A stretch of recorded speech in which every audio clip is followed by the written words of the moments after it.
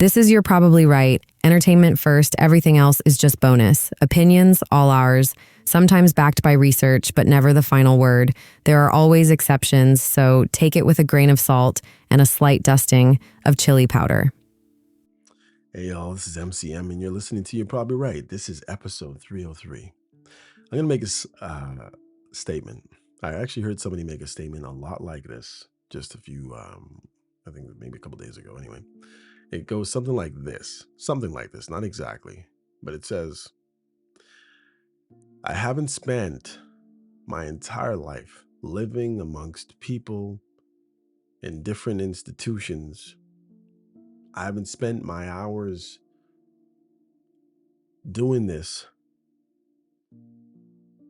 writing, talking, thinking about people's struggles, values, things that real people go through, just to be lectured on what I'm allowed to believe or say. I'm not here for approval. I'm here because honesty still matters.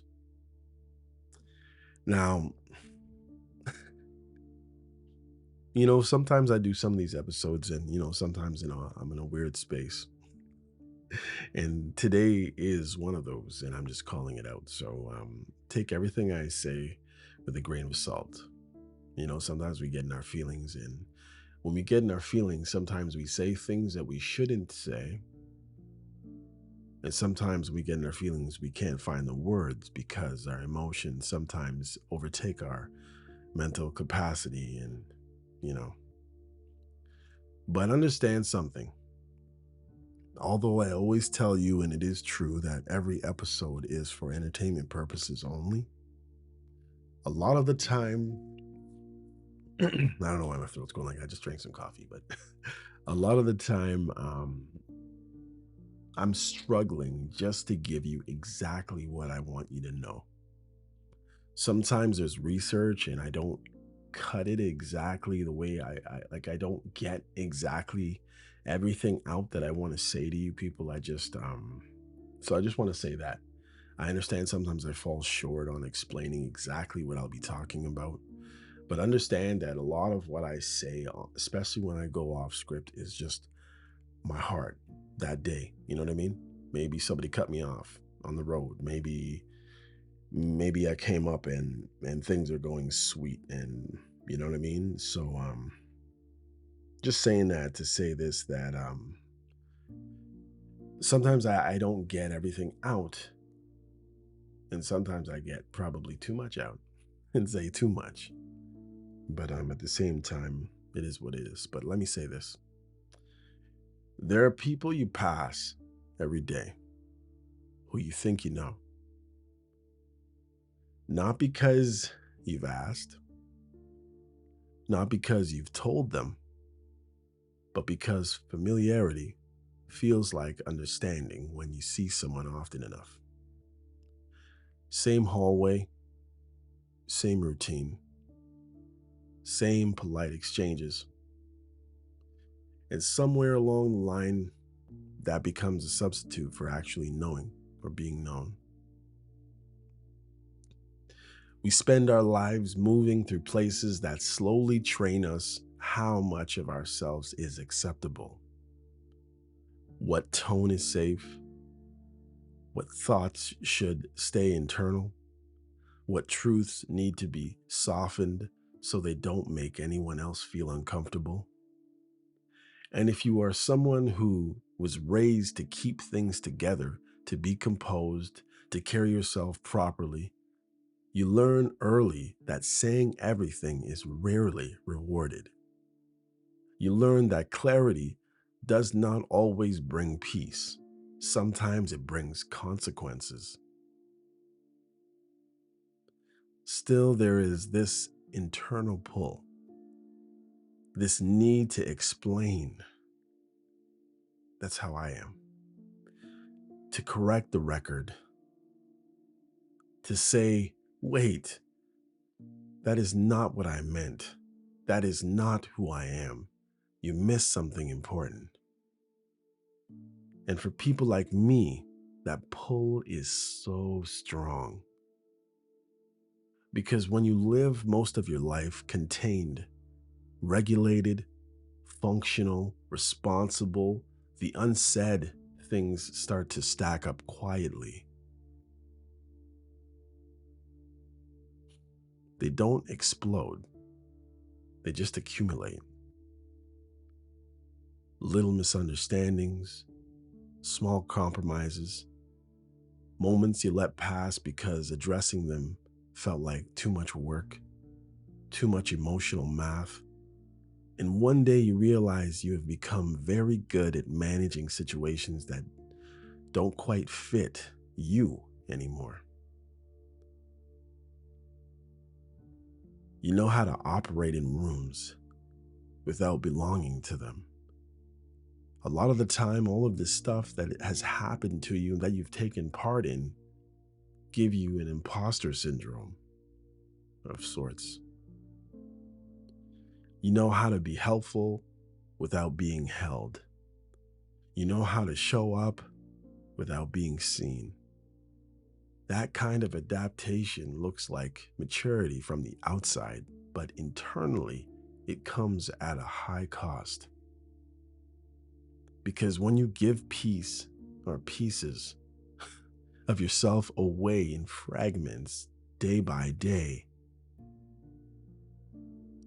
when you explain just enough but not fully, when you play politically correct, when you're scared to say something because of, as they say, DEI or everything else, when you carry other people's comfort on your back, you start to lose track of where you actually stand.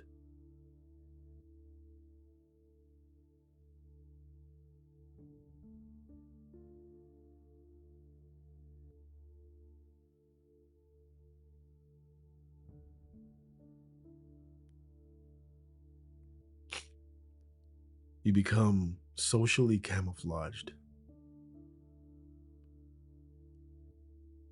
You blend in well. You function. You're reliable. And then you look in the mirror one day and think, when did I start accepting this version of myself in my life as a finished product? You're not angry. You're not dramatic, just quietly disappointed. There's a reason and there's a season where you lose time. Not weeks, not months, years. You are not falling apart, so nobody notices. You are not loud about it, so nobody asks. And when you finally lift your head, the world is shifted. People have moved on, opportunities have passed. The energy you once had now has to be managed instead of just spent freely. Because you've been nipping and tucking and hemming all your life. And you carry the strange grief of realizing that nobody stole that time from you. You gave it away slowly by choosing peace over truth too many times. That is a part nobody talks about. We are told to be honest, but only the kind of honesty that does not disrupt the room. Unless, of course, it goes according to the popular narrative at the time with the people who rule and who support that narrative, of course. We are told to be open, but not inconvenient. Don't make anybody feel uncomfortable. And if you do, make sure it's the right people. We are told to express ourselves, but not fully. And so many people like me keep thinking that if we just explain ourselves better, everything will make sense.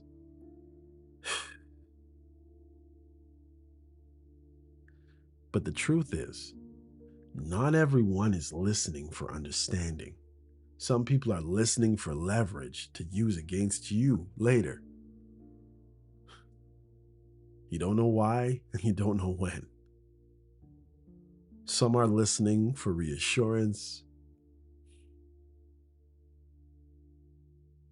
And if I could give you a hug, I'd give you a hug. Some are listening just enough to keep you useful. The users. And when you finally say what you really mean, it doesn't always land the way you imagined it to. Sorry, guys. Sometimes it costs you access. Sometimes it changes how you were treated, most of the time. Sometimes it exposes that the connection was conditional all along, but you were romanticizing things. You had too much hope, right? It doesn't mean you were wrong to speak. It means you got data. You learned something important about the environment you were in. At this stage of my life, yeah, clarity matters. And it matters more than comfort, I would say. Not because you want conflict, but because you can no longer afford confusion. Not because you want to be harsh, but because ambiguity has already taken enough from you. There is a difference between being private and being invisible, between being patient and just being postponed, between being generous and being drained.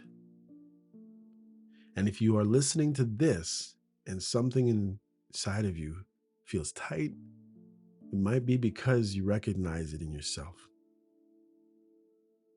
Good thing is, you're not broken. You might be slightly late, but maybe not. You're not naive. You're someone who stayed too long in places that benefited from your silence. This is not about burning bridges, sticking it to the man, or keeping it 100.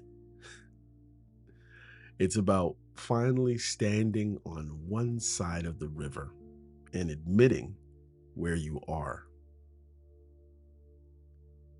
You do not owe everyone access to your inner world, but sometimes you feel like you just want to give it to them. Take that.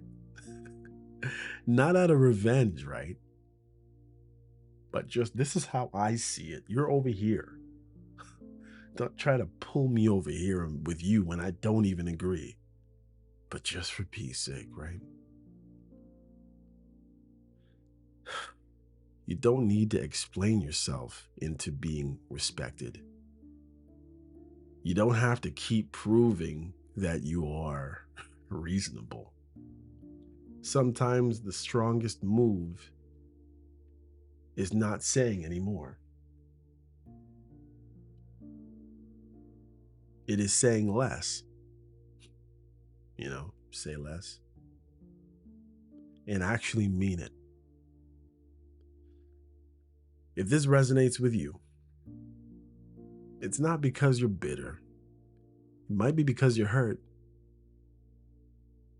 It might be because you have regret and you want to figure out how to move forward. It's not that I have the answer, but I just want you to know that if I would be in front of you right now. I see you. I hear you. I feel you. And that's because you're awake. Maybe not woke, but you realize what's been happening around you all along, even though sometimes you were asleep. And that's where things, I think, begin to change.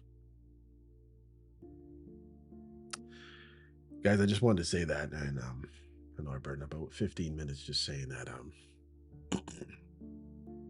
But that's one of the more realer things that I've said in the over probably 10,000 minutes of me talking or whatever it is. All right. Sorry about that. So here are 20 questions I'm going to try to answer. And if I can get through the 20 questions, I don't promise you, I'm going to try to get to the other more rapidly firing questions, but I don't know. Here we go.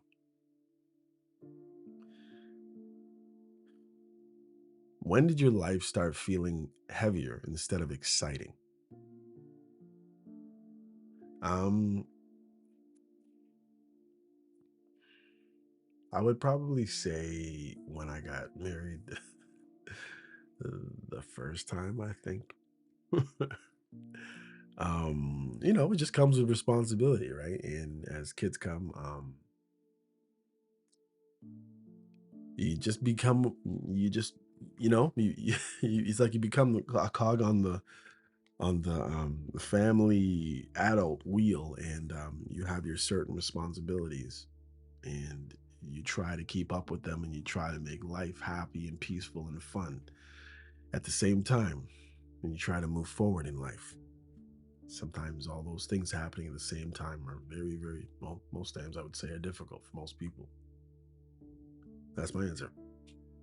I'm sure the questions will get better, guys. Okay. Or hopefully the answers will. Number two, what part of your life do you need or do you keep explaining to yourself? Mm, I would say in regards to some of the decisions I've made, you know, sometimes I try to figure out why I didn't have more patience, you know? Patience is truly a virtue, and being short-sighted really, really, really does not help. I mean, unless you have a short time to live, but unfortunately, we never know in most cases when or how long we're going to live, right? All right. Number three. Man, this is rapid fire apparently. I'm just answering them naturally, guys. I'm not trying to look for the deepest, you know. It's just me. And as I ask the question, as I answer the questions, and maybe I'll get more descriptive because I said that long soliloquy. Maybe that's why I'm all dimed out mentally or whatever. But I'm gonna do this now. I don't care. I'm not gonna come back at it. So I'll just do the best I can. Number three. What are you currently tolerating that you would never recommend to someone you love? There you go.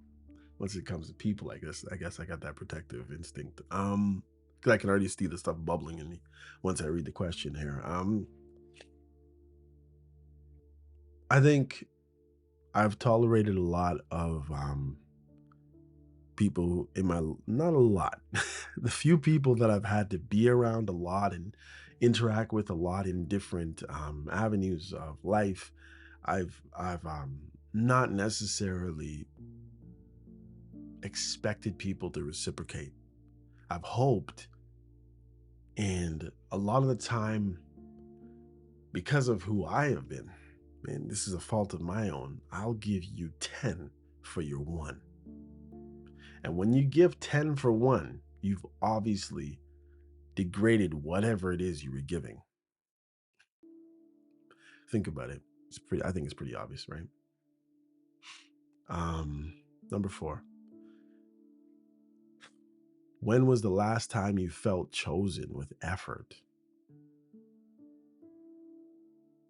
Hmm.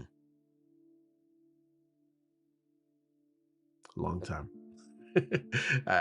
That straight up. You see that you look back on life and you realize how people deal with you. You realize and recognize when somebody didn't necessarily need anything from you. They just wanted you around. Maybe not necessarily to say anything, maybe not necessarily to do anything, but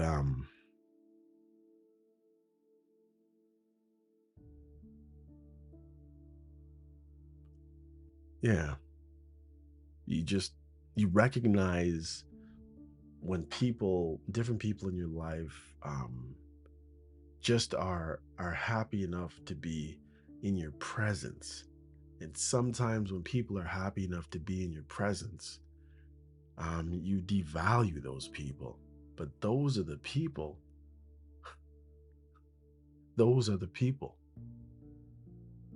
That's what I realize in my time on this earth. You look back on your life and you say, you know what, this person just wanted to sit with me. This person just wanted to spend 3 hours with me. This person just wanted to follow me and do what I was doing. Those are the people. They spent their time watching you, listening to you, mimicking, copying you, following your lead, listening to your instructions, admiring you. And those are the people many of us have taken for granted. I can't say all of us because I'm sure there's some smart people out there. Some of you have been smart and have somehow latched on. I know I haven't. Or I did, but not for dear life as I should have. Or grim death.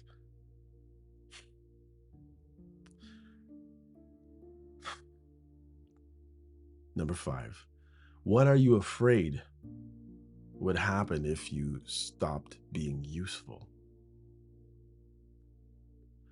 You know, I'm not really scared of not being useful. It's just I've been so used to being useful that it's just like it's a part of me. It's a part of me to try to go above and beyond. The question is whether the like how many times I went above and beyond being a martyr or just being given or giving. I look at the times when I've given and over given, like way, like so much so that I've like had people around me, maybe at my work or my family, say, "I wouldn't do that. I would never do that. Oh, you're nice." And I'm like, I'm there thinking like, this is normal for me. This kind of behavior makes sense to me. Shouldn't like, doesn't everybody feel this way? And it's like I find out that so many times that most people don't feel that way.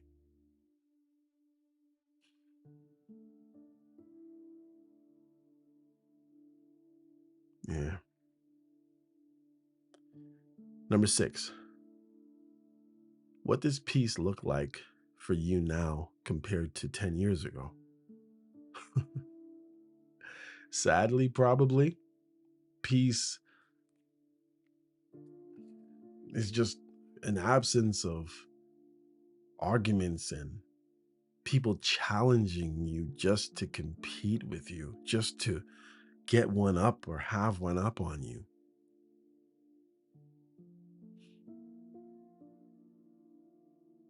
It looks like not having users in your life. It looks like, yeah, it just the competitive. Like, the funny thing is, I played sports for most of my life. Some people don't believe it. When they look at me sometimes, like, you played sports? Yeah, yeah, I did. Yeah, you're all busted up. Well, yeah, it's from all the sports. Um, yeah, I never should have played. Like, okay, just say for instance, in my life, I growing up in Toronto,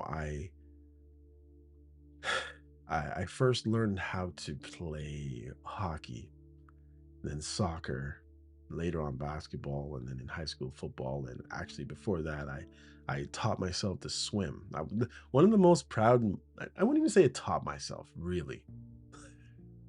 I spent a whole year. I had an episode on this where I wanted to swim so badly. Didn't have lessons. I don't. None of my parents could swim. I don't believe. Um, Siblings, I think. Oh, my brother was a really good swimmer, and neither of my sisters could swim. For some reason, me and him like swim like fish. I don't know why, but the thing is, it took me like half of a summer when I was 12 to learn how to swim. The funny thing about that is that the first day I learned how to swim, right? Remember, I'm waiting a whole year. I've gone as far as jumped into the deep end of 8 foot, 8.5 foot pool outdoors between two buildings that I didn't live at, but I had friends there, so they let us come swimming. Um, and anyway, I got to the point where I was learning how to like kind of swim just below the surface, sort of.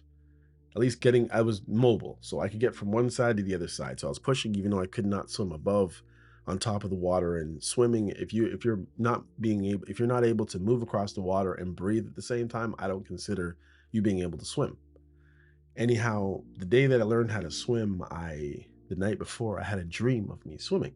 People say if you can see it, you can do it, right? You believe it. You see yourself doing it, you can do it. Well, that happened to me with swimming, and that happened to me with getting my license. Another story, which I've told before. But I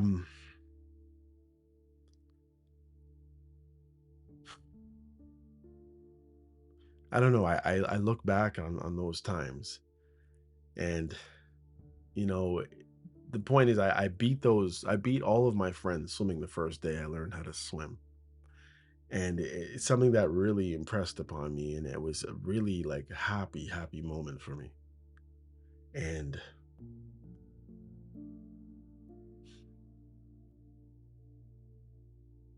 I don't know. I just it's just I lost my train, but the point is, it's just like I think of those times, those wonderful times like that, and just peace, just wonderfulness. Anyhow, let me move on. I lost the train. I don't want to go back, but yeah, I don't even know what the point of what I was even saying just now. I lost it. I'm gonna be straight up with you. Um, if I catch it again, I'll go back to it. Let's see. So I read, what does peace look like for you now compared to 10 years ago? Did I really answer that?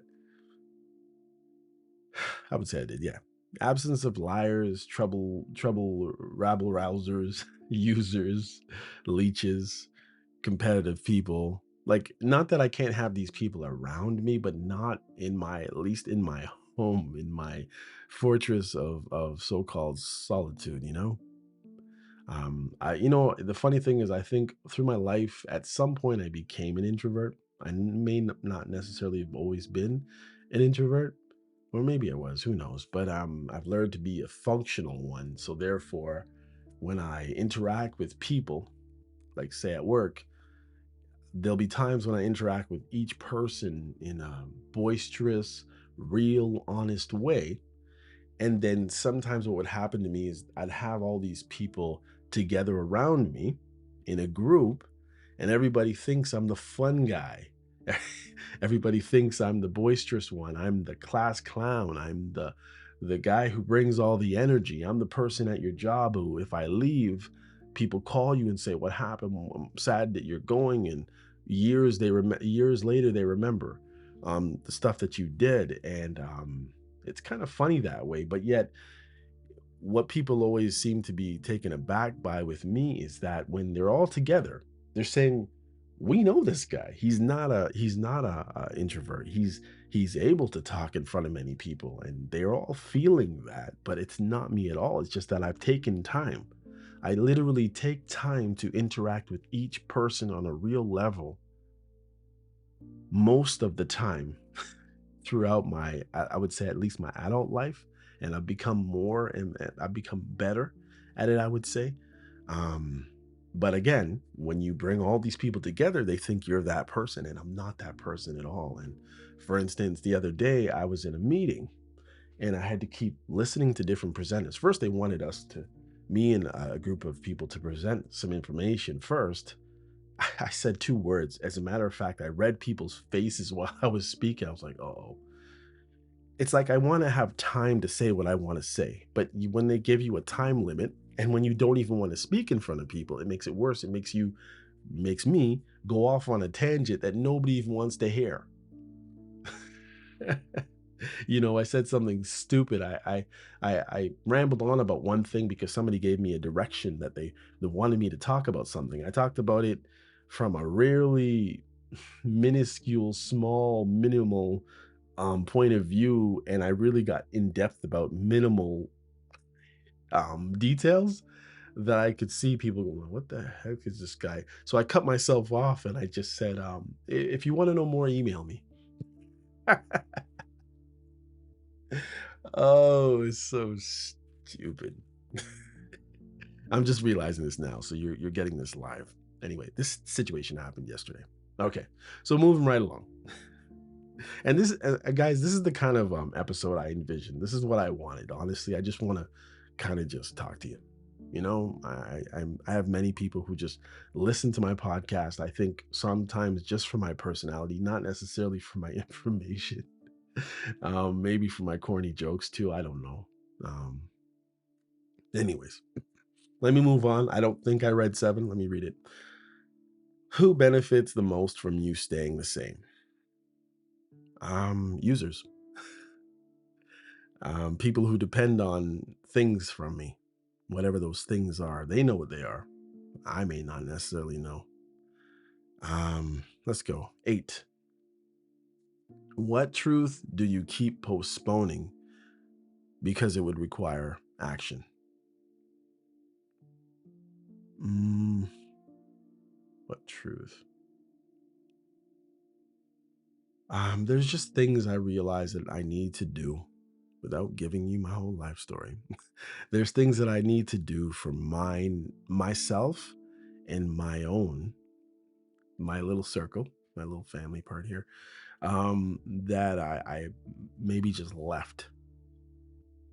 Sometimes I'm hoping that others are gonna pick up, join in, and sometimes they don't. And there's just some things that I just realize I have to do myself, for those in my immediate circle and sometimes for myself. And what I've realized lately is that when I go out and do something for myself, either I shortcut and I shortchange myself, or I go above and beyond in certain directions where I just needed to be able to rein myself in a little bit, because being single, um, sometimes you need someone to do that for you, you know, as well as sometimes you have someone and they push you down. I was in the YouTube space early when many people didn't even have a YouTube account and would barely even watch YouTube back in 2007 or 2008 time.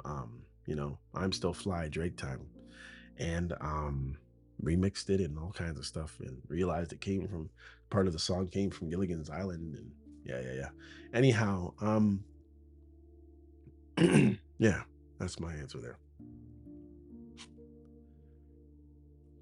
Hmm.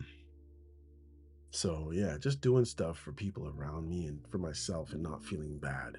I think about doing it. Like I feel bad for not doing some of the things I could have done for those in my immediate circle. Sometimes I put off for some reason. I don't know what it is. And I've stretched out for people outside of my immediate circle, people who I probably won't even know in 5 years from now, people who won't even recognize or remember me. You know what I mean? Meanwhile, I'll have somebody close to me waiting for something for a long, not even waiting. They haven't said anything, but sometimes I realize the need and I don't take care of it. I don't handle it sometimes. And that's definitely a fault of mine, I would definitely say. And I don't know if it's a learned, I assume it's probably a learned behavior. Coming going back from my parents, but I'm not gonna get into that because I'm not gonna speak ill of my peoples for just sake for ifs and giggles, as they say. um, when do you feel most respected? Not liked, respected. Um, you know, I haven't even turned my brain to think about, like, really thinking about that. As I said, I haven't read this question before. Um, the funny thing about this question is that, I've been saying it of late that I'd way rather be respected than loved and liked, I think sometimes. But, once you're respected, you do want to be liked. And sometimes when you're respected, you want to do things for people to also like you. If they don't, or if you don't feel they do. Maybe they do, but there's nothing that they're doing that shows you that they like you. So sometimes you stretch out, even though I'm not really a people pleaser. That's the weird thing about it again. Um, when do I feel mostly respected?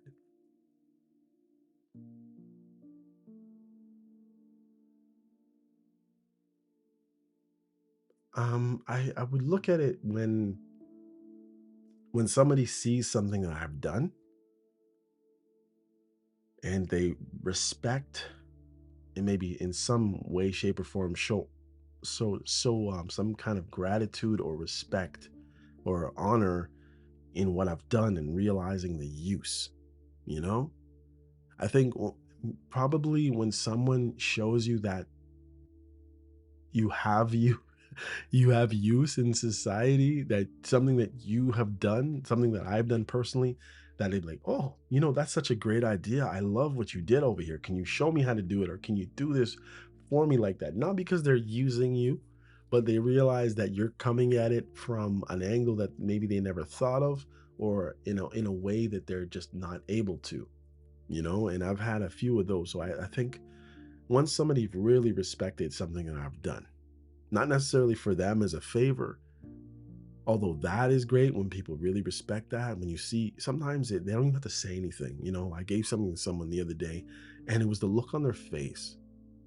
It wasn't, there was nothing, there was no words that they were going to say to show or to explain to me that they really loved it or they really expected it or they really appreciated it. It was the look on their face that even if they were going to tell me a lie with their mouth or their behavior, unfortunately, I got their real reaction, you know?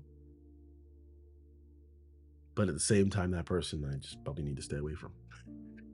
But I know that they respected and really appreciated that thing, even if they're a user or whatever it is.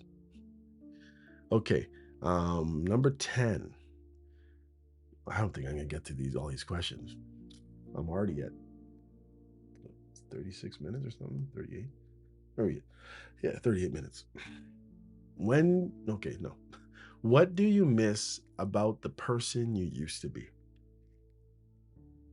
Well, I would say, because I'm still me, but the version of me I miss,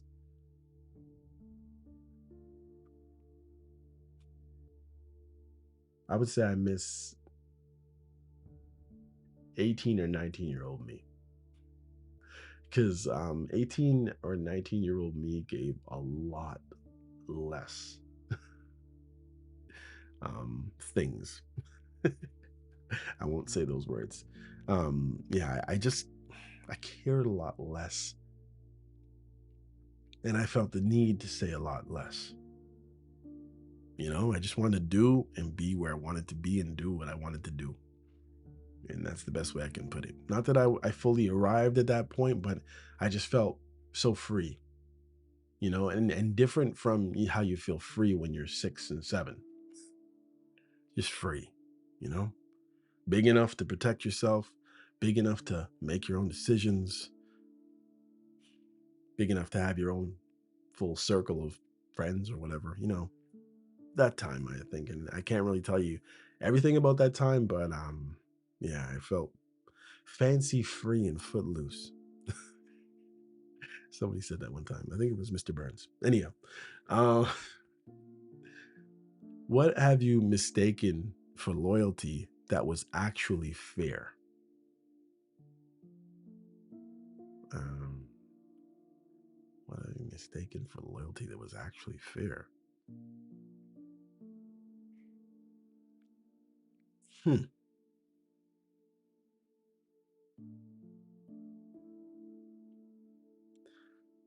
Um, oh, when being lied to. Not even lied to. No, not lied to. When something was hidden. I would just say a person um didn't expect me to pop up when I did. And when I popped up, they and slowly left again. They were doing something with someone, and it's not sexual, so don't worry. They were doing something with someone that they pretty much told me they wouldn't be doing that with, and then because of me catching them in that act, that moment, they were very accommodating just because they were scared that I would oust them out of my life, or what I mean, just like bye bye, you know?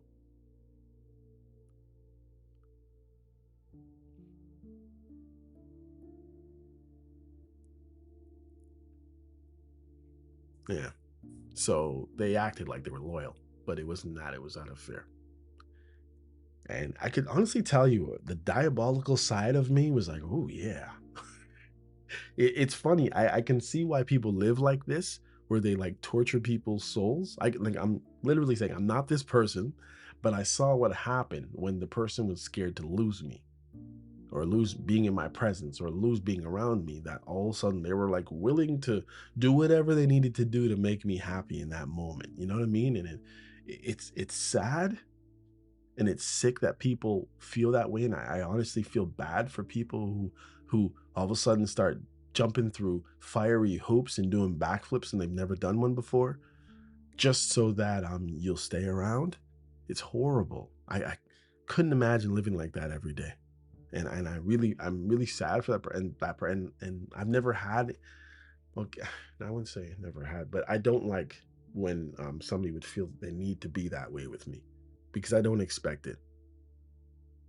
But you can see right there, I can literally see why some people want to be worshiped, why people who are athletes and musicians and actors, sometimes I think, the people who really want that eye on them, that presence on them, that people watching them and revering them, because I guess for some people it would be addicting.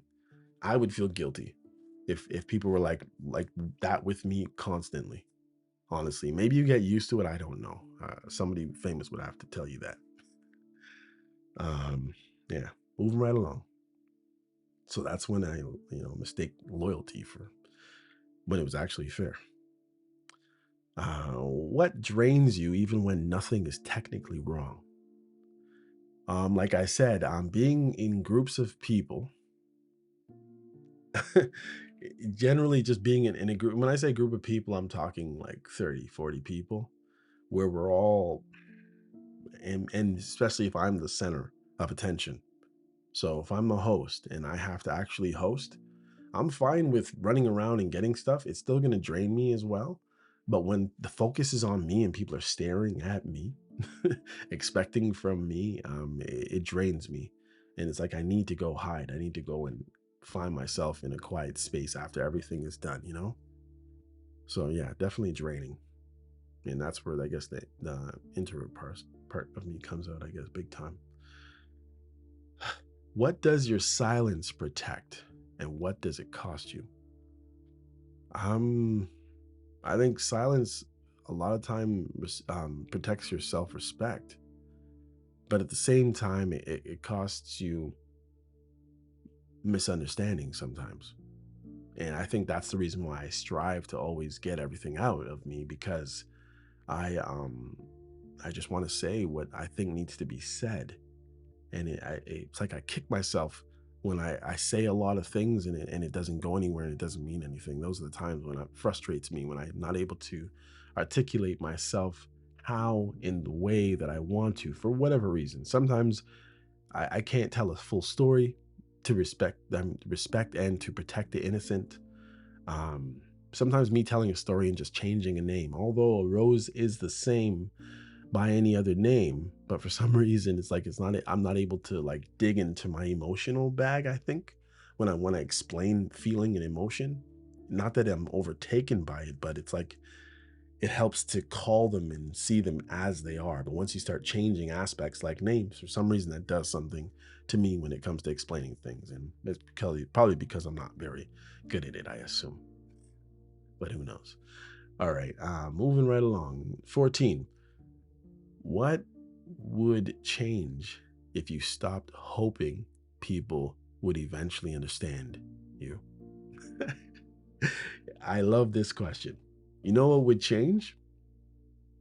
Um, it would pull me back to being that 18, 19-year old that I revere and miss being. The what I was just talking about. Um, I could just I mean, do you want to stop hoping? If you stopped hoping, people would eventually understand you. Yeah, if I stopped hoping that I wouldn't care, then I wouldn't try to explain. So then in reality, it would come with a lot less stress and I could probably be me. So maybe not feeling the need to explain and have people understand is my problem. There you go. You know? Yeah, that's my answer. I would expand, but I'm just trying to move on. Can I really expand? Yeah, I just think if you don't care, and not that you don't care as in who cares what happens. It's it's like I just have this desire for people to know. And for some reason I think if people know and understand, then we'll agree. And that's where my fault lies. I just think, well, if you just heard me explain this exactly this way, then how could you possibly not feel the way I feel? And I've found more as I've gotten older. I don't know if it's the day and the time that I'm living in, or if it's just being an adult and getting old, that you're realizing that so many more people do not agree with your views. That's just me though. Yeah. Wonder how comedians feel like when they are up there bombing and they think that they're saying the most funny, entertaining stuff and nobody's getting it because of the way that they're delivering it or something. It's happened or because they've talked about many of them have talked about delivering something to an audience and it totally bombing and literally they're bombing them off this booing them off the stage and then they go and they present the same information to another group of people and they're like falling out of their seats. It's like what a world to be in, eh? Yeah. What do you keep giving that you secretly wish someone would give back to you? Honestly, not that I'm giving to get, let me make that clear, but honestly, for the end with forever end the days, they say, or they used to say, I just wish that people, not everybody, because it'd be crazy to expect everybody to do this, but the people that really, really matter in my life to give to me as much as I try to give to them. And when there's an imbalance in your giving, it's just so difficult to it's painful. Well, I've realized it, and I guess people who give a lot will understand what I'm saying. It's just difficult to give, because every once in a while you get into these seasons and these times when you just don't have it to give, and you're just waiting for someone to give to you to pour into your so-called cup or bucket, and it's sad because sometimes when you are, as they say, a bucket filler, you end up empty and just waiting for someone to want to pour into your bucket. And I think there's been so many times personally in my life where I've had to figure out how to go back and fill my own bucket. You know what I mean? It's kind of like, you're walking up on a mountain, wind blowing, snow blowing in your face.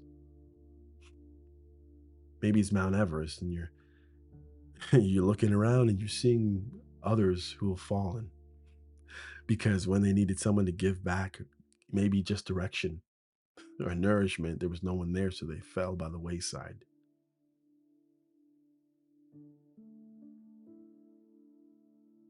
But you're trying to get to your destiny, but you maybe you're getting close to your destiny, but unfortunately, because nobody was willing to reciprocate, you didn't, or you haven't gotten as far as you could have if somebody just poured back a little bit of the water back to you so you could be nourished and you can move forward. So sometimes you end up getting stuck because there's no one just to give you a little push. You know what I mean? Yeah.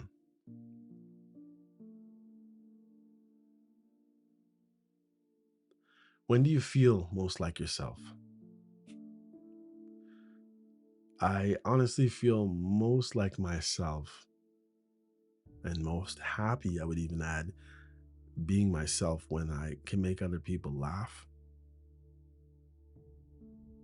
and when I can do something for someone who can't do that thing for themselves. I feel so useful, so happy, you know? What are you proud of that no one ever acknowledges? I don't know. I can't say when nobody ever acknowledges, but I would say probably the same thing. I when making people laugh when they weren't necessarily in a laughing mood, um, doing something for someone because you can see the frustration, the struggle that they're going through, and you see them that they've fought to get to where they are, but unfortunately they just can't scratch that itch. And if you can just do that for them, the relief, at least I imagine it is a certain amount of relief and release that they get from somebody else coming along and helping them because they're reaching out for the help. Not that you just came over and slapped a band-aid on whatever the situation is, but when you've actually seen someone fight and fight and fight and try to do and try to do and try to do, put out effort, and they can't do it, and you can just do, would you like me to help you? And they're like, yes, and you do it and you're able to, the relief, again, the look, the countenance on their face is wonderful for me, you know? What would you stop chasing if you believed you were already enough? Well, I think I just wouldn't people please at all. And I don't even know how much I really people please, even as I am.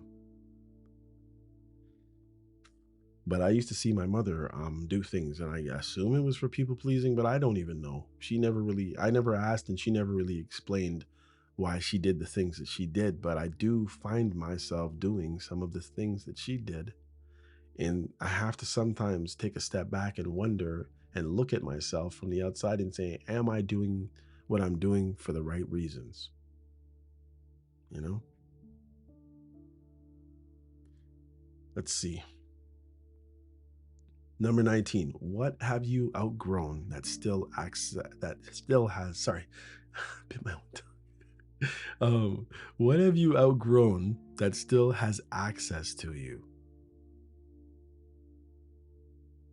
Jeez.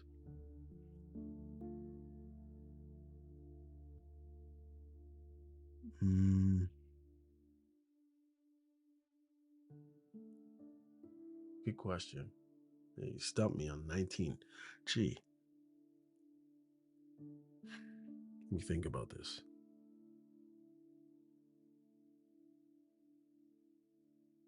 Honestly, I'd probably say laziness.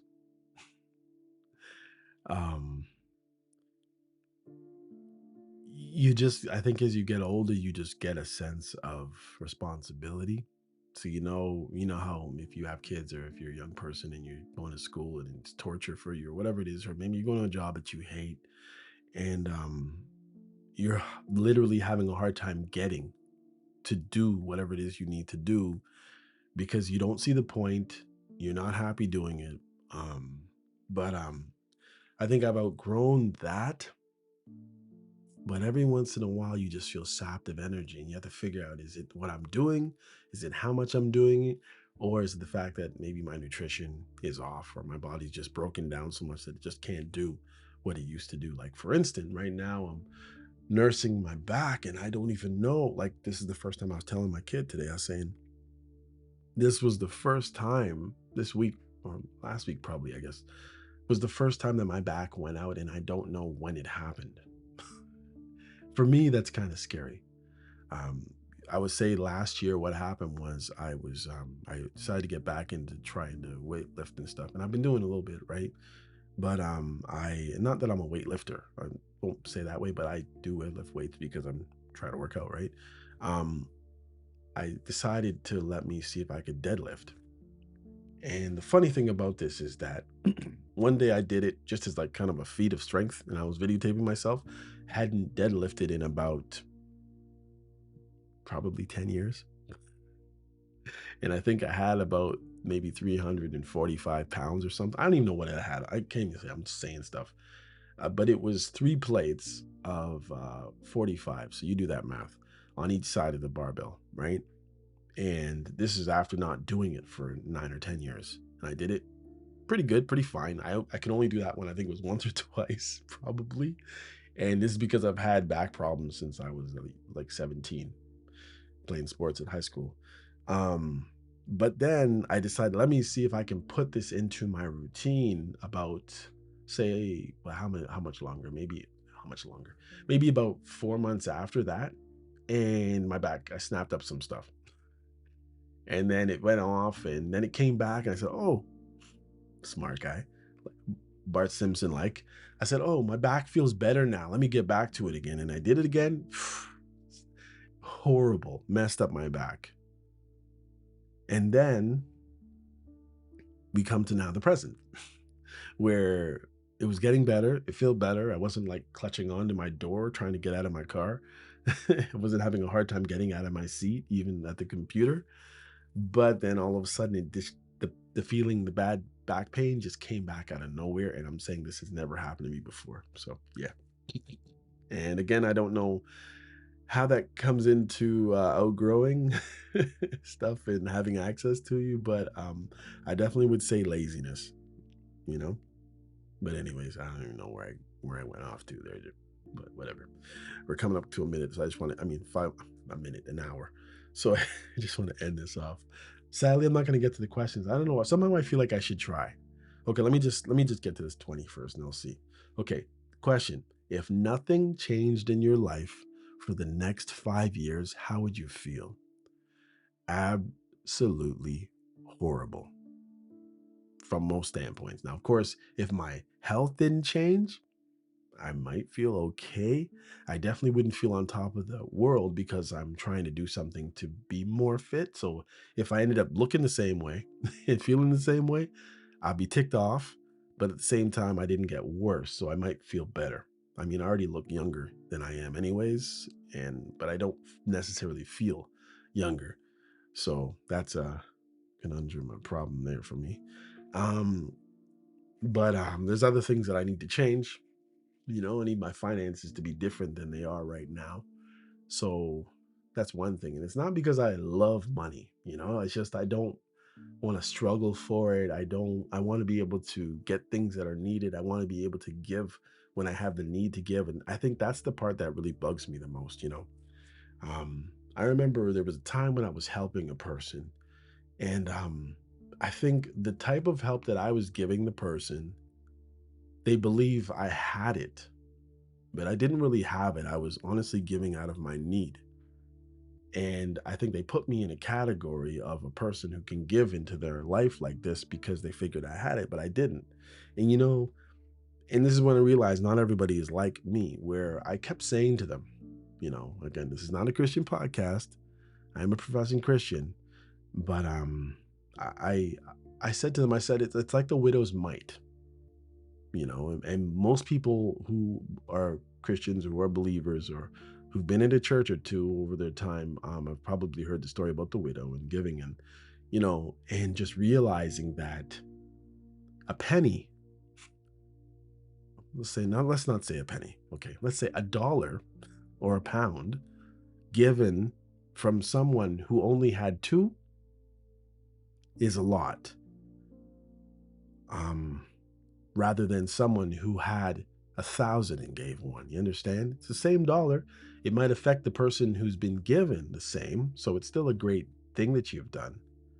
But when one person has actually given out of their need, understanding that, yes, it could help them, but it would also help somebody else. They could do something with what they have left over, but it can't really do everything. But neither could both. Even if I had both dollars, I still couldn't really handle everything, but I still gave anyway, even though, whereas if you're just giving, tuppence or whatever, it's different, you know? Anyways, tuppence is tuppence. Where's that from? That's Scrooge, right? Yeah.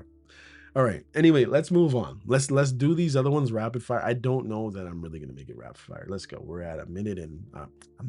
My God, I'm just looking at the numbers, clicking away on this thing. An hour and a minute. Let's go. But I don't know if it's gonna happen. So I'll try a couple questions. If it starts dragging on, I'm gonna cut this off. Okay. 20 questions. What part of my life feels the most ordinary? On the outside? No, that's not what it is. So, what part of my life feels the most orderly? There we go.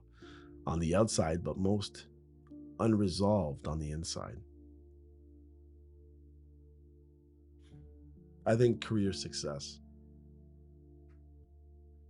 Um, I think it's going in a certain direction, but sometimes I'm not so sure I went in the right direction.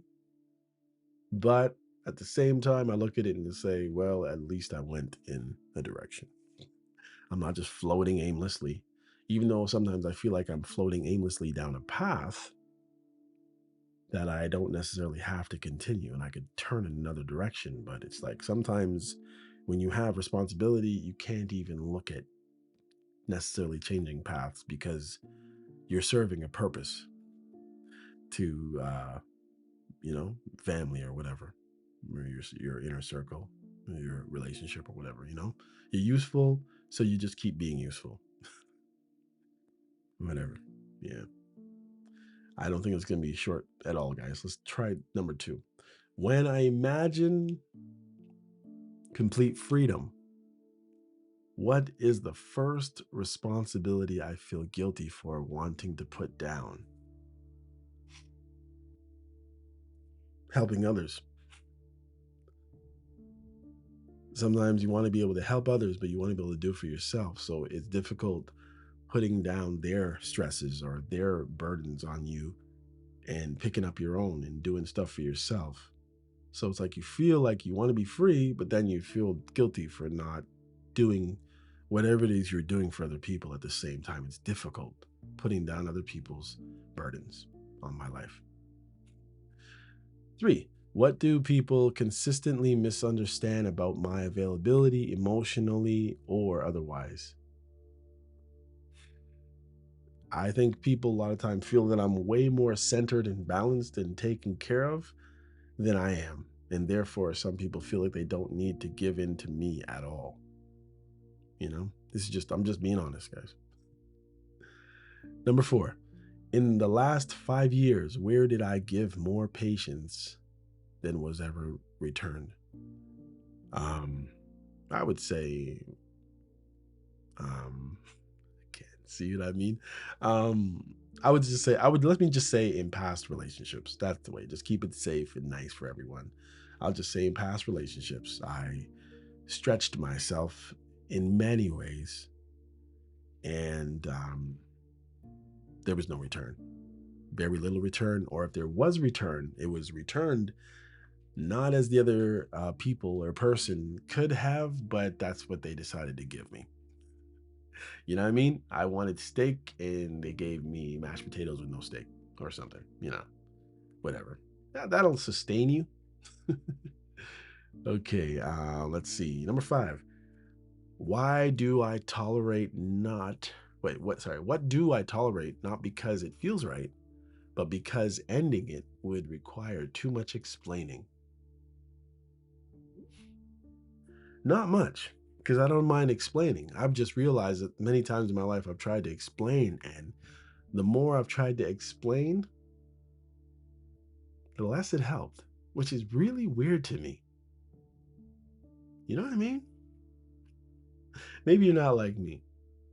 I just figure, it's stupid and it's ignorant and it's childish, I believe. You just figure that if you explain something to a T, the best way you can possibly explain it, logically, morally, lovingly, insightfully, that once somebody's on the same page, supposedly believes in the same things, has the same routines, works at whatever it is you work at daily, that somehow you would see things the same way, and for some reason it just doesn't happen. And for the life of me, to say I can't get it. You know? Yeah. Let me just do one more of these. I'm gonna shut this down, yo. I mean, you can always email me and say, "Yo, man, you need to get to those other questions," but I mean, by then I might have lost them. So, anyways, this one. Let me do lucky number 7. Let's see. Let's see. When I think about companionship, what am I actually craving? Presence, relief, stability, or being understood? See, this is the kind of question.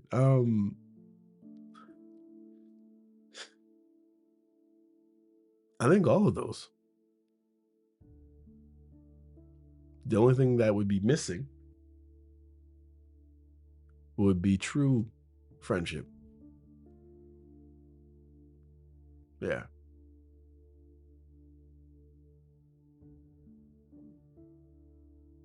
all of those. Not or being understood. Although I would love to be understood. What does my daily routine protect me from feeling?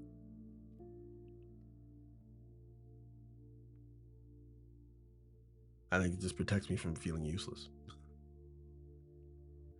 Yeah. Okay, let me look for one more. Just for jokes. Um, what the no. What kind of emotional work do I do silently that nobody ever sees or thanks me for? Taking the time to try to fully understand where people are coming from when they're speaking to me in a not in privacy, but just one on one. I think sometimes I realize that you pass somebody in the hallway and you say, "Hey, how you doing?" Or you say good morning, or you say good afternoon, or how are you doing? And I think I realized that the times that I actually take to really sit with that, when I ask somebody and they tell me, and they have something to say, and I take it in and I listen and I give them feedback, it really, really helps people feel seen, heard, and cared about. Yeah, I would say that's the emotional work I do the best I can. Sometimes I glaze over it because I'm ignorant and in a rush or lazy sometimes, but sometimes when I really try to sit with somebody, even if I'm not literally sitting, and even if it's just a minute and a half conversation, you can tell when you've connected, and that feels good. So I would say that's the emotional work I do, um, and keep it silent. And I think that's the reason why when I gravitate to someone or someone gravitates to me, and maybe, if I've done this to 4, 15, 30 people, and they all come together at the same time, they think that there's so much more of me to give when there really isn't. That's the crazy thing. Anyhow, hopefully, by the time you've reached the end of this episode, some of me has become clear at some level. The questions were never really about my answers. It was more like you just want to have permission to just be yourself,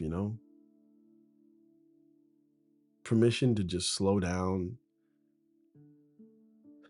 not all the topics and the concerns and the life struggles, just permission to admit uncertainty, Permission to say, I have not figured all of this out yet. And that doesn't make me weak or useless. We spend a lot of time asking surface questions in life because, why? They're safe, right? What do you do? How are your kids? Busy week? But the questions that actually change us are quieter. They arrive when nobody's watching. They show up after disappointment. They surface when something ends, and we don't rush to replace, The questions I answered today were not designed to impress you.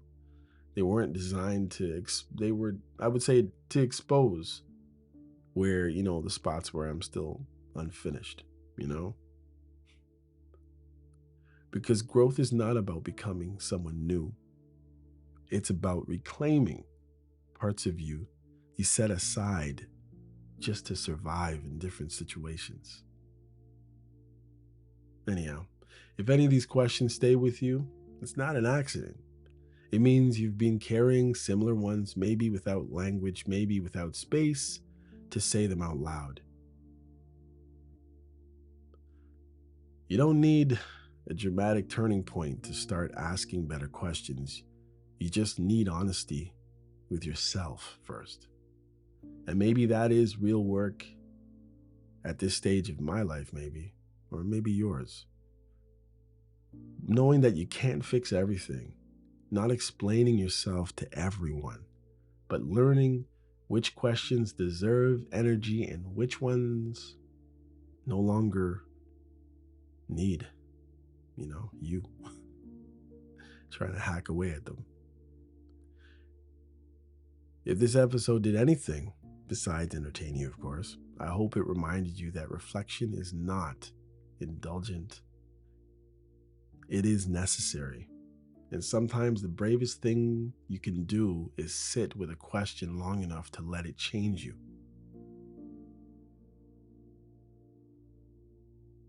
That's all this was, guys. It's a check-in, a pause, a mirror. Anyhow, guys, if you found this entertaining, if you found it fun, if you found it heartwarming or funny, please come back again, first of all. And please, please, please, please rate me on wherever you listen. And hopefully you can give me, listen, keep the bad things to yourself. If you want to give me a thumbs down, please keep it. Please, just help me. I'm a struggling podcaster. But if I'm 5 out of 5, please give me a 5 out of 5. I'd really appreciate it. But at the end of the day, you can do whatever you want. So if my podcast is horrible, then maybe, on second thoughts, maybe just rate it. So then maybe I'll stop doing what I'm doing. I don't know. But it is therapy for me anyway, so who knows. Anyhow, until next time, this is MCM and you're listening to You're Probably Right. Take care. Hey, come check out You're Probably Right podcast. Society is getting more unpredictable every day, but at the same time, predictable in its unpredictability. Say that 4 times real fast. Come with me as I attempt to find clarity in all the fog while staying way outside the box and kicking the box way down the road with my size 12 ducks. I use the Bible, experience, education, fortune, misfortune, life's lessons, life's mistakes to sort through all the mess. I talk about news, God, God, self-help, sports, sickness, health, music, parenting, love, humbleness, hurt, pain, joy, and all the things that might make you say, I never thought of it that way. Hopefully, anyway. Also, I take a stab at answering tough and not so tough questions, and all the while, understand that, listen, sometimes you end up in the hot seat and there's no thermostat. Well, that's how it is here. And because there's no topic, very few topics off the table, Torontonians will understand that Doug Ford reference there. Hopefully the podcast will be helpful and uplifting. And hey, maybe you'll find your own private Idaho here somewhere. Hope to see you soon. Ooh, yeah.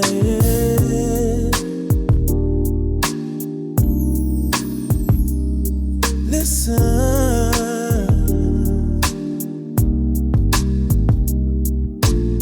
It's getting late and I'm still wide awake, staring at the ceiling, thinking about the space you take. One day you're here, next day you're gone, and I'm just trying to understand where we went wrong.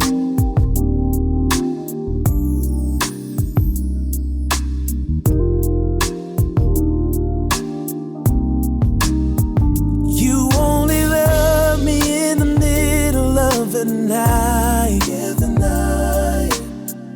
then you fade away with the morning light. I need to know, is this for real? Tell me how you truly feel. Oh, yeah. I give my all, you give me half your heart. You say the words, but we just stay so far apart. These mixed signals are tearing me down, lost in the silence when you're not around. Tell me how you feel. How you really feel. Is any of this real? Just tell me, yeah. Tell me, baby. Oh.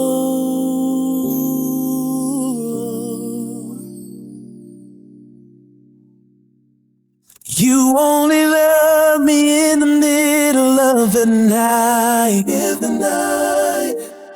Then you fade away with the morning light. I need to know, is this for real? Tell me how you truly feel. Oh, yeah.